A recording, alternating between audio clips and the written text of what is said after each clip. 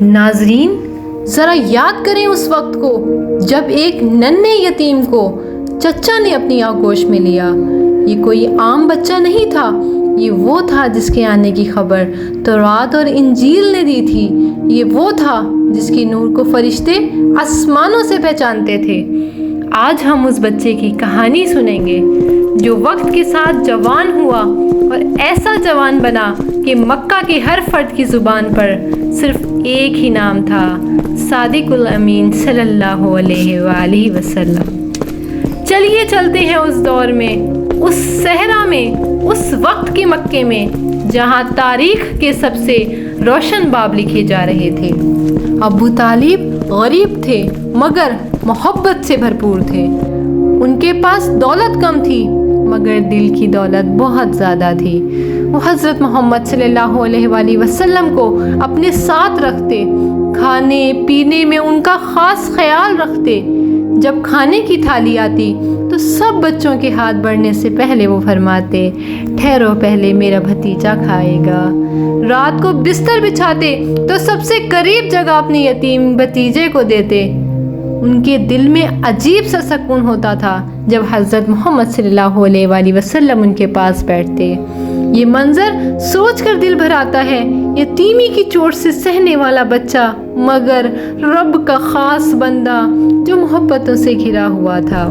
وقت گزرتا گیا اور ایک دن قریش کا تجارتی قافلہ شام کے سفر کے لیے تیار ہوا۔ ابو طالب نے بھی جانے کا ارادہ کیا، لیکن دل میں ایک ڈر تھا کہ اپنے پیارے بھتیجے کو ساتھ لے کے جاؤں یا نہ لے کے جاؤں۔ آخرکار محبت غالب آئی اور انہوں نے حضرت محمد صلی اللہ علیہ وآلہ وسلم کو ساتھ لے لیا۔ کارواں صحرا کی تپتی ریت پر آگے بڑھ رہا تھا۔ دن کی دھوپ میں اونٹوں کے پاؤں جلتی ریت پر پڑتے، رات کو ٹھنڈی ہوائیں آتی۔ حضرت محمد صلی اللہ علیہ وآلہ وسلم خاموشی سے ہر منظر کو دیکھتے، گویا اللہ نے انہیں سوچنے اور غور کرنے کے لیے بھیجا تھا۔ جب قافلہ بصرہ کے قریب پہنچا تو وہاں ایک راہب رہتا تھا۔ وہ سالوں سے تورات اور انجیل کے مطالعے میں مصروف رہتا اور آخری نبی کی علامات کو جانتا تھا۔ اس دن اس نے قافلہ دیکھا اور چونک اٹھا۔ اس کی نظریں بار بار ایک ہی بچے پر جم جاتی تھیں۔ اس نے قافلے والے کو کھانے پر بلایا اور سب کے سب اندر آئے، مگر اس کی آنکھیں صرف حضرت محمد صلی اللہ علیہ وآلہ وسلم کو تلاش کر رہی تھی۔ اس نے کہا، سب آئے ہیں مگر ایک بچہ کہاں ہے، وہ جو سب سے زیادہ روشن ہے؟ قریشیوں نے حیرت سے کہا، ہمارا بھتیجا محمد ہے، وہ تو باہر ہے۔ جب حضرت محمد صلی اللہ علیہ وآلہ وسلم کو اندر بلایا گیا تو بہرا نے ان کے چہرے کی طرف دیکھا، پھر ان کے کندھوں کے درمیان مہر نبوت دیکھی تو اس کا دل کانپ اٹھا۔ اس نے کہا، یہی ہے، یہی آنے والا نبی ہے، میں نے ان کی نشانی اپنی کتابوں میں دیکھی ہیں۔ پھر اس نے ابو طالب کو الگ لے جا کر کہا، ان کی حفاظت کرنا، دشمن ان کو پہچان جائیں گے تو نقصان پہنچا سکتے ہیں۔ یہ واقعہ وہاں ختم ہوا مگر ابو طالب کے دل میں ایک عزم پیدا ہوا کہ میرے بھتیجے کی حفاظت میری جان سے بھی زیادہ ضروری ہے۔ مکہ واپس آ کر حضرت محمد صلی اللہ علیہ وآلہ وسلم نے محنت شروع کی۔ آپ صلی اللہ علیہ وآلہ وسلم نے بکریاں چرائیں اور یہ صرف روزی کا ذریعہ نہیں تھا بلکہ اللہ کی خاص تربیت تھی۔ ذرا سوچیں، صحرا کی خاموشی، دور تک ریت ہی ریت، اور ایک نوجوان چرواہا اپنی بکریوں کے ساتھ تنہا ہے۔ یہ تنہائیاں انہیں غور و فکر سکھا رہی تھیں۔ یہ وقت انہیں صبر، برداشت اور قیادت کی تربیت دے رہا تھا۔ بعد میں آپ صلی اللہ علیہ وآلہ وسلم نے فرمایا، اللہ نے کوئی نبی نہیں بھیجا مگر اس نے بکریاں چرائیں۔ پوچھا گیا، آپ صلی اللہ علیہ وآلہ وسلم نے بھی؟ فرمایا، ہاں، میں نے بھی اہل مکہ کی بکریاں چند قیرات کی عوض چرائیں۔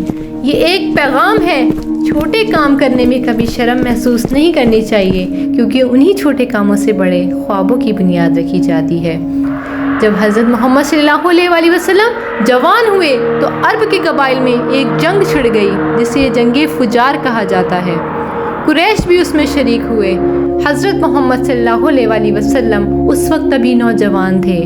انہوں نے براہ راست تلوار نہیں اٹھائی مگر اپنے چچا کی مدد کی۔ وہ ان کے ساتھ کھڑے رہے، تیر لا کر دیتے، چھوٹے چھوٹے کام کرتے۔ یہ منظر چھوٹا لگتا ہے مگر اس میں ایک بہت بڑی تعلیم ہے۔ ایک سچا نوجوان وہی ہے جو بڑوں کی بات مانے، ان کے ساتھ کھڑا ہو اور اپنی ذمہ داری نبھائے۔ ایک دن ایک تاجر مکہ آیا۔ ایک سردار نے اس کا مال لے لیا مگر قیمت نہ دی۔ وہ تاجر روتا پھرتا رہا، انصاف مانگتا رہا مگر کوئی اس کی فریاد نہ سنتا۔